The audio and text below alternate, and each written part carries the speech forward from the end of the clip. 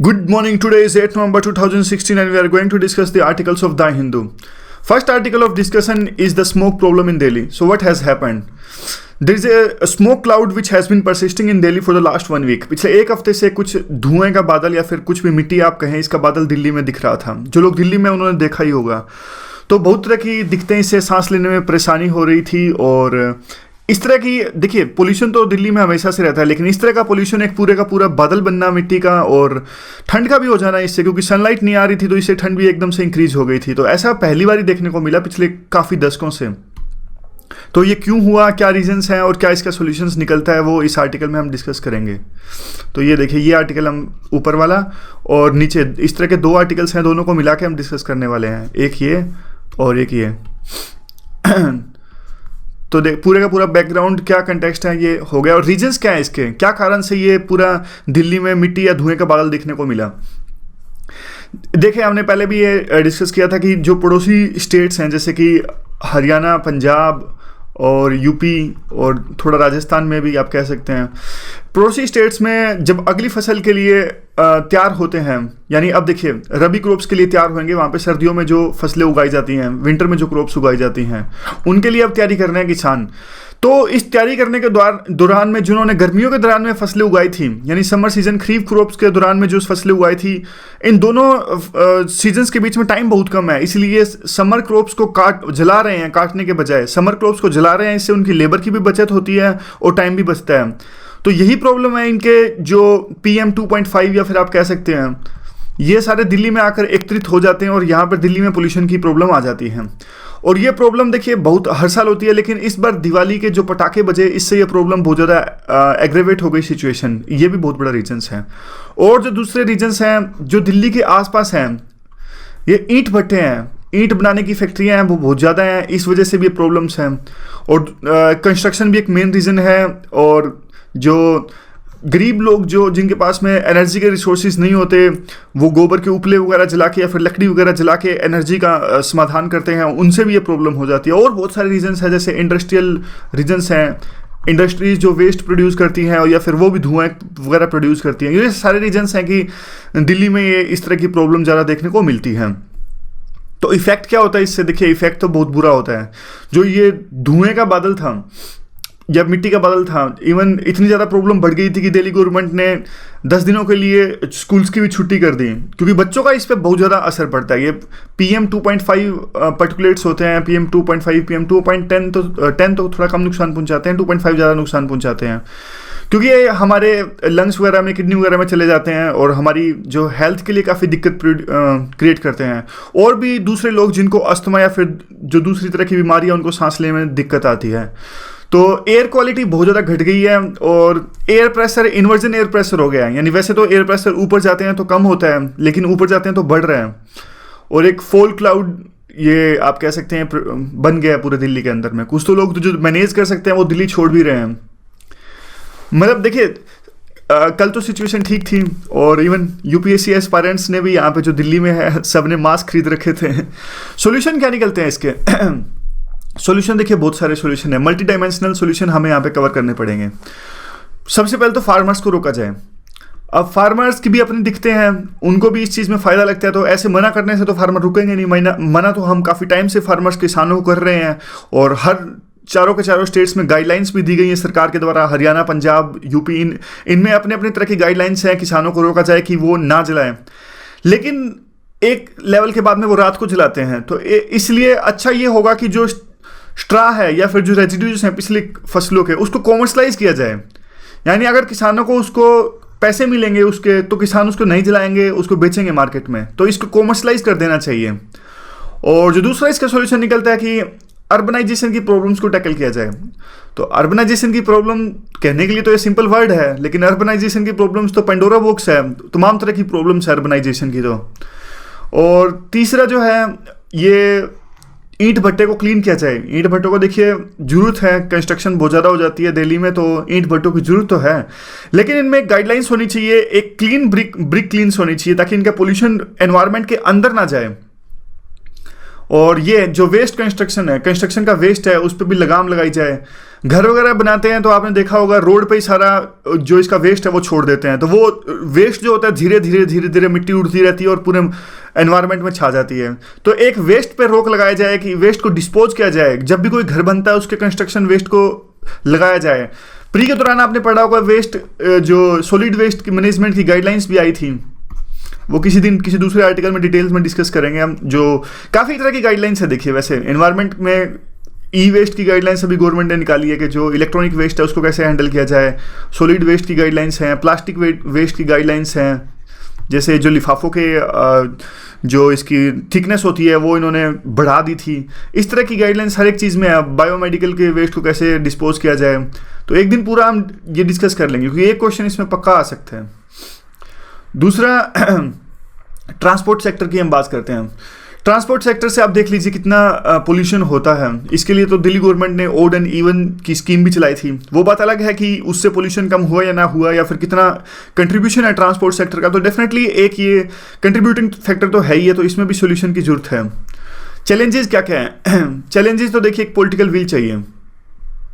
Political will कैसे? अब जो पड़ोसी स्टेट्स हैं उसमें फार्मर्स जलाते हैं जो ये रेजिड्यूज होते हैं, सॉरी, जो एक लेवल के बाद में उन फार्मर्स को मना नहीं किया जा सकता। अब जैसे हरियाणा का एग्जांपल ले लीजिए आप। हरियाणा एक एग्रीकल्चर डोमिनेटेड स्टेट है, यहाँ पे ज़्यादातर लोग खेती ही करते हैं। तो क्या सरकार सख्ताई बरत सकती है उनको मना करने में? देखिए मना तो कर सकती है, वो एक लेवल के बाद में सख्ताई नहीं कर सकती, कुछ ज़्यादा ही हार्श पनिशमेंट उनके लिए नहीं रख सकती। तो पॉलिटिकल विल चाहिए। पॉलिटिकल विल देखिए ये ज़्यादा अच्छा सोल्यूशन है कॉमर्शलाइज करने का, और ताकि इससे फार्मर्स का भी भला हो जाए। हमेशा एक बैलेंस्ड अप्रोच हमें रखनी चाहिए। अभी देखिए इतना ज़्यादा वेस्ट होता है, 90 मिलियन वेस्ट होता है जो स्ट्रास का जो रेजिड्यूज हैं चारों स्टेट्स में, तो इतना ज़्यादा वेस्ट सिर्फ कहने से तो कम होगा नहीं। और ये दूसरे आर्टिकल में था ये पॉइंट, बोगस स्कीम। खुश पॉलिटिशियंस क्या हो जाते हैं, खुश हो जाते हैं बोगस स्कीम चला के। ओड इवन स्कीम चला दी, इसका कुछ फ़र्क होता नहीं है। काफ़ी स्टडीज़ ने शो कर दिया कि जहाँ जहाँ ओड इवन स्कीम ने सबसे ज़्यादा काम किया वहाँ पोल्यूशन लेवल कम हुआ ही नहीं। तो ये सिर्फ स्कीम्स चलाने, जनता को दिखाने के लिए स्कीम्स चलाने की जरूरत नहीं है, ग्राउंड पर वर्क दिखना चाहिए, ऐसा आर्टिकल लिखने वालों का कहना है। ये देखिए सारा धुएं का धुआं बादल इंडिया गेट है। ये प्रेसिडेंट जो हमारा हाउस है, प्रेसिडेंट हाउस, उसके सामने रहता है इंडिया गेट, और इसके बिल्कुल पास ही यूपीएससी भवन भी है। यूपीएससी में जिनका सेंटर आता है मेंस का, उन्होंने देखा होगा, और इंटरव्यू भी सारे यूपीएससी सेंटर में होता है। यानी यूपीएससी सेंटर से इंडिया गेट की दूरी बिल्कुल 50 मीटर या 25 मीटर है। ये एग्जाम के लिए इंपॉर्टेंट नहीं है। देखिए दूसरे यूज क्या हो सकते हैं स्ट्रा के। अब एक तो सोल्यूशन यही है जो स्वामीनाथन ने कहा कि कॉमर्शलाइज कर दिया जाए इसे। दूसरे सॉल्यूशन इसके ये हो जाते हैं जो IARI जो रिसर्च इंस्टीट्यूट है एग्रीकल्चर का, उन्होंने कहा कि इस स्ट्रा को लाइव स्टॉक यानी कैटल के लिए फीड की तरह खाने के लिए इस्तेमाल किया जाए, इसका कंपोस्ट बनाया जाए, इसको इलेक्ट्रिसिटी प्रोड्यूस करने के लिए इसका यूज किया जाए। और दूसरे जैसे कि बायोफ्यूल प्रोडक्शन और मशरूम फार्मिंग के लिए क्या इसका यूज कर सकते हैं स्ट्रा का। Mushroom farming assisted with urea green fodder and the legume plants, इस तरह इसका यूज कर सकते हैं। अब देखिए और ट्रांसपोर्ट सेक्टर में किस तरह के रिफॉर्म्स की आवश्यकता है। ट्रांसपोर्ट सेक्टर में रिफॉर्म ऐसे आ सकते हैं कि बस फ्लीट इंक्रीज कर दिया जाए, यानी जो बसों का बेड़ा है, कितनी ज़्यादा बसेस चलती हैं उसको इंक्रीज कर दिया जाए, और जो बसेस नहीं चलाई जा रही हैं उनको जीरो एमिशन पे चलाया जाएगा। यूरोप में पिछले दिनों देखने को मिला था कि ये zero emission buses with the use of electricity, तो इस तरह की बसें अब दिल्ली में भी चला जाएँ। और जो पार्किंग फीस है, पार्किंग फीस को बढ़ा दिया जाए। और देखिए आजकल देखा होगा आपने सिटीज़ में, दिल्ली मुंबई या फिर जो बड़ी बड़ी सिटीज़ हैं, कारों की बड़ी प्रॉब्लम है, क्योंकि कार्स की प्रॉब्लम है इसलिए पेडेस्ट्रियन में भी। दिल्ली में तो क्या है, जो फुटपाथ होता है वहाँ भी कारें खड़ी मिलती हैं, इतनी ज़्यादा पार्किंग की प्रॉब्लम है। तो एक लेवल के बाद में अगर पार्किंग फीस ज़्यादा होएंगी तो ये डेटरेंस थोड़ा बहुत तो क्रिएट करेगा ही, लोग कम लेंगे। मिडिल क्लास थोड़ा कार कम लेना, अमीर लोग तो लेंगे, ज़्यादा अमीर है, लेकिन जो मिडिल क्लास है अगर पार्किंग फीस ज़्यादा होगी तो वो मिडिल क्लास के लिए एक डेटरेंस क्रिएट करेगा। तो यहाँ पे भी कुछ सुधार की आवश्यकता है यार, गुंजाइश है। दिल्ली गवर्नमेंट का रिस्पांस क्या है? दिल्ली गवर्नमेंट का इमीडिएट रिस्पांस तो ये है कि स्कूल को बंद कर दिया उन्होंने 10 दिनों के लिए, और वेस्ट बर्निंग पे रोक लगा दी। लेकिन ये तो देखिए शॉर्ट टर्म सोल्यूशंस है, कुछ लॉन्ग टर्म सोल्यूशंस इसमें निकालने लगेंगे ताकि ये प्रॉब्लम है बढ़े ना, एक लेवल के बाद एग्रावेट ना हो, और कुछ लॉन्ग टर्म सोल्यूशन इसमें की ज़रूरत है। और क्या दूसरे सॉल्यूशंस इसमें हो सकते हैं? दूसरे सॉल्यूशन देखिए ऐसे हो सकते हैं कि हमें क्या है, देखिए थोड़ी सी हवा ठीक होती है या फिर जो पोल्यूशन लेवल कम होता है तो हम खुश हो जाते हैं, लेकिन उससे कुछ हमारे हेल्थ रिस्क कम नहीं होता है। हमें देखना पड़ेगा, देखिए जब तक जो नेशनल एयर क्वालिटी कंट्रोल है उसके स्टैंडर्ड्स में हमें सुधार नहीं होगा तो ये एयर पोल्यूशन की प्रॉब्लम कम नहीं होएगी। तो नेशनल जो एयर क्वालिटी स्टैंडर्ड्स हैं, एम्बिएंट एयर क्वालिटी स्टैंडर्ड्स हैं, उसमें कम से कम टूल्स अच्छे होने हैं, उसको मेजर करने के लिए जो इक्विपमेंट्स है वो अच्छे होने चाहिए और इफेक्ट दिखना चाहिए। ऐसा नहीं है कि बस कह दिया। और देखिए जो भी स्मॉल इंक्रीज होती है, यानी ये वही बात है, कुछ भी थोड़ी तरह की इंक्रीज हेल्थ रिस्क को कम नहीं करेगा। दूसरा ये है कि जो कैपेसिटी है सेंट्रल पोल्यूशन कंट्रोल बोर्ड और स्टेट पोल्यूशन कंट्रोल बोर्ड, इनकी कैपेसिटी को इंक्रीज किया जाए। अभी देखिए ये क्या होते हैं, इनके ना तो इनके पास में इतने ज़्यादा फंड्स होते हैं, स्टाफ की भारी कमी है और एक्सपर्टीज़ भी नहीं है, क्योंकि गवर्नमेंट इसमें एक लेवल के बाद में रिक्रूटमेंट करती नहीं है, तो और इनके पास में ज़्यादा पावर्स भी नहीं होती, तो ये तमाम तरह की दिक्कतों का सामना इनको करना पड़ता है। तो इनको थोड़ा इनकी कैपेसिटी बढ़ा दी जाए, इनको थोड़ा बहुत फंड्स दे दिए जाएँ, थोड़ा स्टाफ अच्छा दे दिया जाए और एक्सपर्ट स्टाफ दे दिया जाए, इनमें पावर में बढ़ोतरी कर दी जाए, क्योंकि यही जो मेन एजेंसी हैं जो पोल्यूशन को देखती हैं फिलहाल, और यही अंडर रेटेड और अंडर स्टाफ्ड हैं। और एक दूसरा सोल्यूशन ये है कि टेक्नोलॉजी को लीवरेज कर दिया जाए इनोवेटिव सॉल्यूशंस के लिए। अब देखिए हमारा सारा का सारा अभी फोकस फिलहाल इन दिनों किस पे है, फार्मर्स पे है, लेकिन क्या किसी ने आवाज़ उठाई कि जो दिल्ली और आसपास के एरियाज़ में इंडस्ट्रीज़ पे जो ये भी तो पोल्यूशन कर रहे हैं इतना ज़्यादा, इन पे किसी ने इन पे आवाज़ नहीं उठाई अभी तक। और जो फंड्स हैं, एयर एम्बियंस फंड है एक, जिसमें अभी तक 395 करोड़ है दिल्ली में, अगर दिल्ली की बात करें तो इस फंड को यूज किया जाए पोल्यूशन कंट्रोल बोर्ड की कैपेसिटी बढ़ाने के लिए। एक तीसरा सोल्यूशन ये है। तो 3 सोल्यूशन मेरे लिए है, 1, 2 और 3। ये सिर्फ हैं सोल्यूशंस एजेंसी से रिलेटेड। और जो पहले हमने सोल्यूशन डिस्कस किए वो थे particular specific solutions like transport sector, like farmers. इसके देखिए मल्टी डायमेंशनल्स हमें कवर करने पड़ेंगे इसके। वैसे ये दोनों आर्टिकल्स में जो आया हमने वो डिस्कस किया। पहले वाले आर्टिकल में ये जो है, जो यहाँ पे मार्क कर रखा है, ये आर्टिकल नहीं, ये आर्टिकल है नीचे वाला। ऊपर वाला आर्टिकल तो देखिए अलायंस से रिलेटेड है। इस आर्टिकल में ये आर्टिकल डिस्कस करने लायक नहीं था। इस आर्टिकल में अलायंस की बात की गई थी। अलायंस कहाँ पे? यूपी में। यूपी में एक महागठबंधन की बात चल रही है। जैसे बिहार में एक महागठबंधन बनाया था आरजेडी जो लालू प्रसाद यादव की पार्टी है, प्लस में जेडीयू नीतीश कुमार की पार्टी है। इन दोनों ने मिलकर महागठबंधन, प्लस में कांग्रेस भी थी जिसमें, इन तीनों ने मिलकर महागठबंधन बनाया था और उन तीनों ने मिलकर बीजेपी को हरा दिया था बिहार के अंदर में। अब ऐसी एक अलायंस की बात हो रही है यूपी में। यूपी में भी बात हो रही है कि समाजवादी पार्टी, आरएलडी, राष्ट्रीय लोकदल, प्लस में इन पार्टीज़ के बीच में एक गठबंधन बनाया जाए। तो ये आर्टिकल इंपॉर्टेंट नहीं है, बस ऐसे ही बताने के लिए था। थोड़ी बहुत नॉलेज पॉलिटिक्स की भी होनी चाहिए, क्योंकि जरूरत पड़ जाती है इंटरव्यू में। अगर डायरेक्ट कोई क्वेश्चन पूछ ले क्या चल रहा है बिहार में, कौन जीतेगा, इंटरव्यूअर कई बार पूछ लेते हैं, तो थोड़ी बहुत नॉलेज तो हमेशा होनी चाहिए।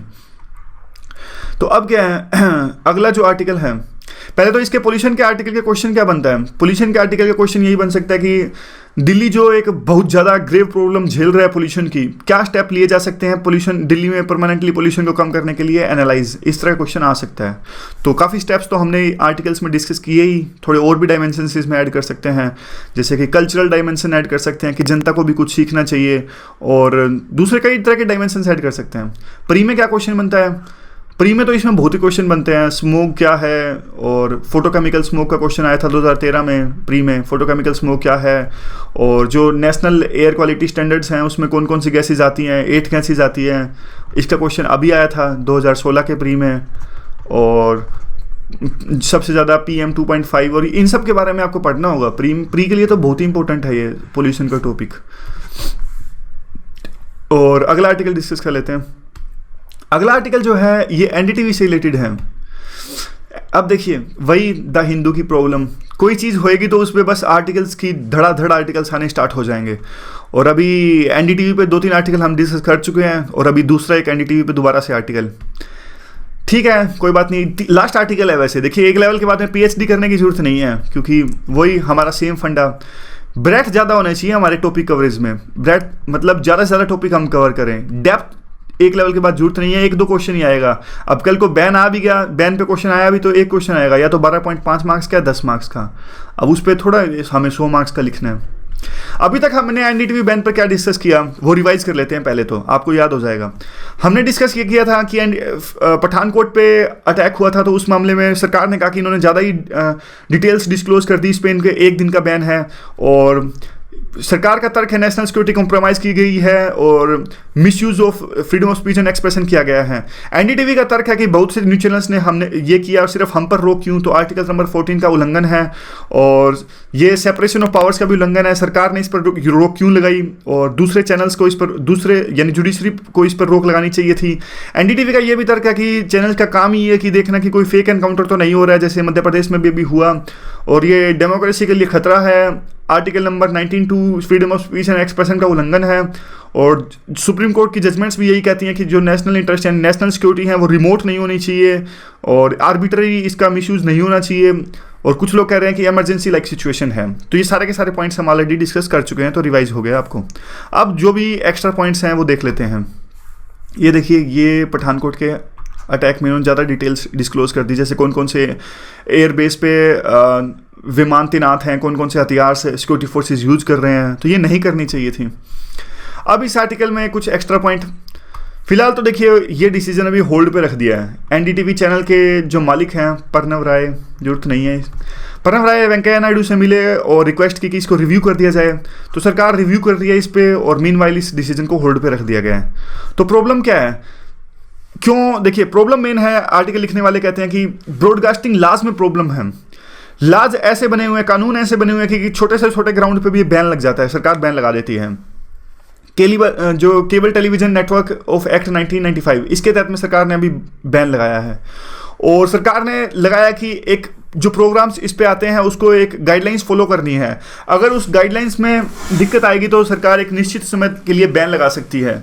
लेकिन उस प्रोग्राम कोड जो केबल टेलीविजन नेटवर्क के अंदर में है, वो प्रोग्राम कोड जो सरकार ने दिया है उसके अंदर तो वेग वर्ड्स हैं, वेग वर्ड्स जैसे कि वर्ड्स हाफ ट्रूथ नहीं दिखाएगा कोई भी, और डिसेंसी बरतेगा, snobbish attitude towards the in portrayal of ethnic linguistic and religion.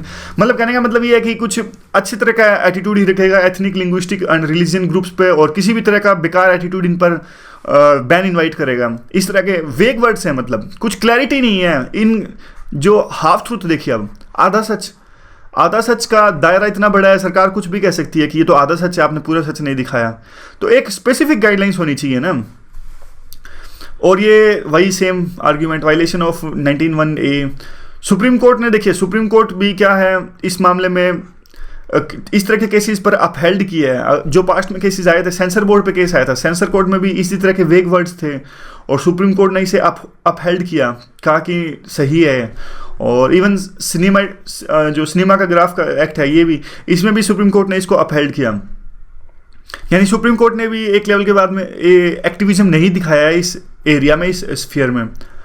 और जो केबल ऑपरेटर एक्ट हैं, अब देखिए ये इशू ये है कि जब भी सरकार बैन लगाती है तो एक तरह से जुडिशियल ओवरसाइट इस पर नहीं है। यानी अभी एनडीटीवी पर बैन लगा 1 दिन का, इस पे कोई भी जुडिशियल ओवरसाइट नहीं है। ये बर्डन जाता है या तो टीवी चैनल्स पे या फिर केबल ऑपरेटर्स पे कि वही खुद ही जाएं जुडिशरी के अंदर में और गुहार लगाएं राहत की, जैसे एनडीटीवी चैनल अभी सुप्रीम कोर्ट में गया है। तो एक आर्ग्यूमेंट ये है, कुछ खास आर्ग्यूमेंट नहीं है वैसे, कि जो बर्डन रहता है वो न्यूज चैनल्स या फिर केबल ऑपरेटर्स पे रहता है कि वो जुडिशरी की हेल्प मांगे, वैसे जुडिशियल ओवरसाइट का कोई भी प्रोविजन नहीं है। एक डिफेमेशन की केस स्टडी है इसमें। डिफेमेशन की केस स्टडी क्या कहती है, देखिए डिफेमेशन एक्ट में क्या होता है, आप एक एग्जांपल के तहत देखें।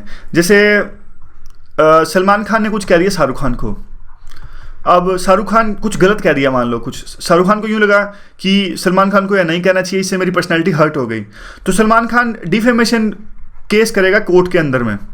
अब देखिए ध्यान से देखिएगा, सलमान खान ने शाहरुख खान को कुछ गलत कहा, तो शाहरुख खान पे रिस्पॉन्सिबिलिटी है कि वो प्रूव करे कि सलमान खान ने कुछ गलत कहा है। समझ गए आप? यानी सलमान खान पर रिस्पॉन्सिबिलिटी नहीं है कि मैंने ये गलत नहीं कहा था, ये रिस्पॉन्सिबिलिटी है शाहरुख खान को प्रूव करना है कोर्ट के अंदर में कि जो सलमान खान ने कहा वो गलत है और इसको सलमान खान को इसकी सज़ा भुगतनी चाहिए। ये रिस्पॉन्सिबिलिटी किस पे है? रिस्पॉन्सिबिलिटी है जिसको गलत कहा गया। अब ये सेम केस देखिए, अब एनडीटीवी और सरकार का केस देखिए, एनडीटीवी और गवर्नमेंट। अब एनडीटीवी ने कुछ गलत दिखाया, तो एनडीटीवी ने कुछ गलत दिखाया तो सरकार पे मतलब देखिए सिक्योरिटी कौन हैंडल करती है, सिक्योरिटी सरकार ही हैंडल करती है ना, और बैन भी सरकार ने ही लगाया है। तो एनडीटीवी ने कुछ गलत दिखाया तो सरकार ने उसको बैन कर दिया डायरेक्ट ही।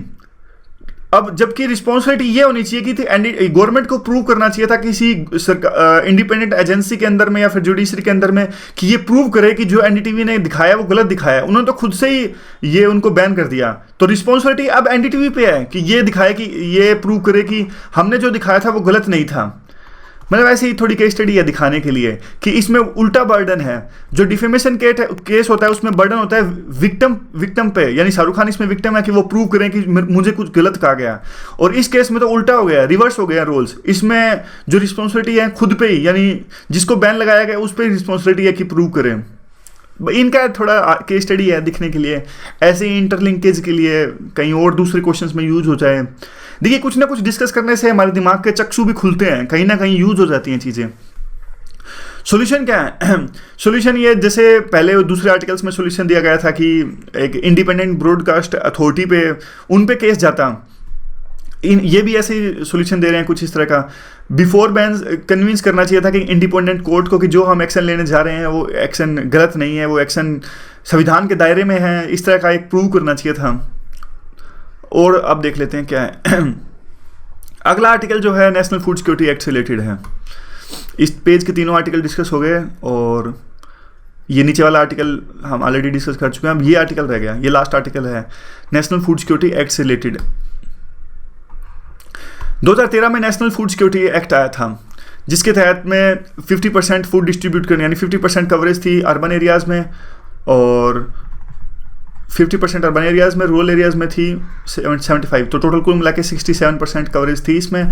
और चीज़ें मिली थी 3 किलो अनाज 3 किलो राइस यानी चावल मिलना था, 2 किलो व्हीट और 1 किलो कोर्स ग्रेन्स, ये मिलने थे इस फूड सिक्योरिटी एक्ट के अंदर बीपीएल को, और एपीएल को भी कुछ बढ़े हुए दामों पर इसमें मिलने थे।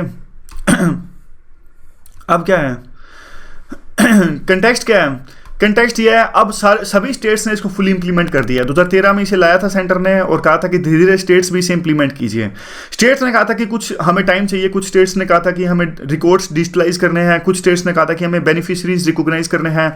तो अब कुल मिला के 2-3 सालों के अंदर में सभी स्टेट्स ने इसे फुली इंप्लीमेंट कर दिया है। लास्ट स्टेट्स जिन्होंने इंप्लीमेंट किया वो हैं तमिलनाडु और केरला। तो कई बार ऐसे क्वेश्चन आ जाते हैं प्री में कि कौन से 2 लास्ट स्टेट्स हैं जिन्होंने अभी फूड सिक्योरिटी एक्ट इंप्लीमेंट किया। तो ये 2 स्टेट्स हैं। कुछ ने फुली इंप्लीमेंट किया, कुछ ने पार्शियली। मतलब ये कहने के लिए है, नाम भी दिया इसमें, फुली इंप्लीमेंट करने वाले थे जैसे महाराष्ट्र, हरियाणा, और पार्शियली इंप्लीमेंट करने जैसे हिमाचल प्रदेश। और पॉजिटिव्स क्या क्या हैं? देखिए पॉजिटिव्स तो काफ़ी हैं इसमें। जैसे अभी ये इंप्लीमेंट किया तो एडमिनिस्ट्रेटिव रिफॉर्म्स अच्छे लाए गए हैं और हाउस होल्ड्स का दायरा भी बढ़ा है, हाउस होल्ड्स इंक्रीज हो गए हैं जिनको ये फूड सिक्योरिटी एक्ट का फ़ायदा मिलता है। इवन डिस्ट्रीब्यूशन में भी काफ़ी सुधार लाए गए हैं। जो फेयर प्राइस शॉप्स जिनके तहत में ये डिस्ट्रीब्यूशन होता है उसमें भी काफ़ी रिफॉर्म्स देखने को मिले हैं। तो अब ये उड़ीसा की एक केस स्टडी है। इस केस स्टडी में क्या डिस्कस किया गया? इस केस स्टडी में डिस्कस किया गया कि फूड सिक्योरिटी तो इंपॉर्टेंट है ही है, लेकिन फूड सिक्योरिटी के अंदर में जो न्यूट्रिशन सिक्योरिटी है, यानी जो न्यूट्रिशन मिलता है, यानी देखिए अब राइस दिया जाता है, व्हीट दिया जाता है या फिर कोर्स ग्रेन्स दिए जाते हैं। अब ये तो दिए ही जाते हैं, इसके अंदर में कितना न्यूट्रिशन लोगों को मिल रहा है वो जो एरिया है वो काफ़ी अंडर रिसर्च्ड है। यानी इस पे ना तो ज़्यादा आर्टिकल्स लिखे गए हैं, ना तो ज़्यादा इस पर रिसर्च करी गई है, और वही ज़्यादा इंपॉर्टेंट है। क्योंकि आजकल देखिए छोटे बच्चों में, फैमिली के अंदर छोटे बच्चों ट्राइबल्स में माल न्यूट्रिशन की प्रॉब्लम बहुत ज़्यादा देखने को मिलती है, और यह फूड सिक्योरिटी एक्ट उनकी जो न्यूट्रिशन की सिक्योरिटी है उसके लिए एक बहुत ज़्यादा सहायक सिद्ध हो सकता है। अब देखिए जो इसमें पहले चैलेंजेस थे काफ़ी तरह के। कौन से चैलेंजेस थे? जो फूड था वो काफ़ी पुअर क्वालिटी का होता है, यानी जो इनकी क्वालिटी है वो काफ़ी पुअर होती है और इसमें एसेंशियल माइक्रो न्यूट्रिएंट्स नहीं होते। उसके लिए क्या सोल्यूशन हो सकता है? उसके लिए एक सोल्यूशन ही हो सकता है बायोफोर्टिफिकेशन। यानी जब फसलों को उगाते हैं उसमें एक टेक्निक होती है जिसमें माइक्रो न्यूट्रिएंट्स ऐड कर देते हैं। इस टेक्निक को कहते हैं बायोफोर्टिफिकेशन। सोल्यूशन लिख देना कभी भी आंसर इस तरह क्वेश्चन आए तो। अब क्या है, जो डाइट होती है इसमें वो भी डाइवर्स नहीं होती और अनहाइजेनिक कंडीशंस में स्टोरेज इनकी की जाती है। तो ये चैलेंजेस हैं, ये प्रॉब्लम्स हैं अभी भी। कौन कौन से रिवाइज करते हैं? पुअर क्वालिटी ऑफ फूड, यानी जो फूड होता है उसकी क्वालिटी अच्छी नहीं होती, और जो माइक्रोन्यूट्रिएंट्स जरूरी होते हैं वो नहीं होते इसमें, डाइवर्स डाइट नहीं होती, और चौथा है कंडीशंस जिनमें फूड स्टोर किया जाता है वो कंडीशंस अच्छी नहीं होती, हाइजीनिक नहीं होती। तो ये 4 पॉइंट्स हैं अभी भी। अब ये केस स्टडी के कुछ पॉइंट्स हैं। केस स्टडी कहाँ की गई थी? ये केस स्टडी की गई थी उड़ीसा के 4 डिस्ट्रिक्ट्स के अंदर। कौन कौन से 4 डिस्ट्रिक्ट्स हैं? नयागढ़ और बोलागिर, कोरापुट की 4 डिस्ट्रिक्ट्स हैं। इनमें जो अंडर न्यूट्रिशन और माल न्यूट्रिशन इनकी प्रॉब्लम्स बहुत ही ज़्यादा हैं। तो ये सर्वे इस तरह का किया गया कि जिनको फूड सिक्योरिटी एक्ट का फ़ायदा होता है उनमें न्यूट्रिशन, माल न्यूट्रिशन कितना रहता है, BPL में कितना रहता है माल न्यूट्रिशन, और APL में कितना रहता है। तो बहुत ही यू कैन से डैट आँख खोलने वाले आंकड़े देखने को मिले। काफ़ी उड़ीसा के इन 4 डिस्ट्रिक्ट्स में माल न्यूट्रिशन की प्रॉब्लम बहुत ही ज़्यादा है, और कैसे जो फूड सिक्योरिटी एक्ट है वो माल न्यूट्रिशन की प्रॉब्लम या न्यूट्रिशनल सिक्योरिटी में काम कर सकता है, उसके कुछ पॉइंट्स अब आगे हैं। अब देखिए इन 4 डिस्ट्रिक्ट्स में BPL जो हैं वो 11.6 किलो अनाज वो फेयर प्राइस शॉप से लेते हैं, यानी वो उनकी पूरी डाइट का पूरा जो अनाज इस्तेमाल करते हैं उसका 33.7% है। और जो APL है, APL को पैसे थोड़े ज़्यादा देने पड़ते हैं, वो 73.9% यूज़ करते हैं PDS के थ्रू। और गवर्नमेंट ने काफ़ी एफर्ट्स लगाए हैं इनको ठीक करने के लिए। और देखिए कौन कौन से एफर्ट्स गवर्नमेंट ने लगाए हैं वो डिस्कस कर लेते हैं अभी। कौन कौन से मेजर स्टेप्स उठाए गए हैं? गवर्नमेंट ने एक तो मेजर स्टेप सबसे पहले ये उठाया कि जो प्राइवेट प्रोक्योरमेंट है और प्राइवेट प्रोक्योरमेंट के बाद उसको स्टोरेज है उसको एबोलिश कर दिया, यानी अब सरकार इस पर फोकस करेगी कैसे अनाज को प्रोक्योर किया जाए और उसको अच्छे से स्टोर किया जाए, ताकि स्टोरेज जो कंडीशंस हैं वो बेकार ना हो, और इससे न्यूट्रिशन सिक्योरिटी में दिक्कत आती है। और सरकार ने ये भी इंश्योर किया कि डाइवर्जन ना हो। पहले क्या होता था, देखिए डाइवर्जन हो जाता था, प्रोक्योर करके सरकारी अनाज सस्ते दामों पर प्राइवेट मिल्स में चला जाता था, और जैसे बियर वगैरह बनाने के लिए, और बाद में इसका इस्तेमाल होता था। तो अब क्या जो पब्लिक एजेंसीज हैं इनको ज़्यादा बड़ा रोल दिया गया है। आप ही देखिए कि इंश्योर कीजिए और मॉनिटर कीजिए, सर्विलेंस कीजिए इसकी कि इसकी डाइवर्जन ना हो, और सारा का सारा जो प्रोक्योरमेंट होती है इसकी रिकॉर्डिंग होती है कि कितना प्रोक्योर किया गया, कितना अब स्टोर है, कितना डिस्ट्रीब्यूट कर दिया गया। अब इस सारी चीज़ों को कंप्यूटराइज कर दिया गया है, यानी एक क्लिक में सारा डेटा आसानी से अवेलेबल होता है कि इतना प्रोक्योर किया गया था, इतना स्टोर किया गया था, डिस्ट्रीब्यूशन किया गया था।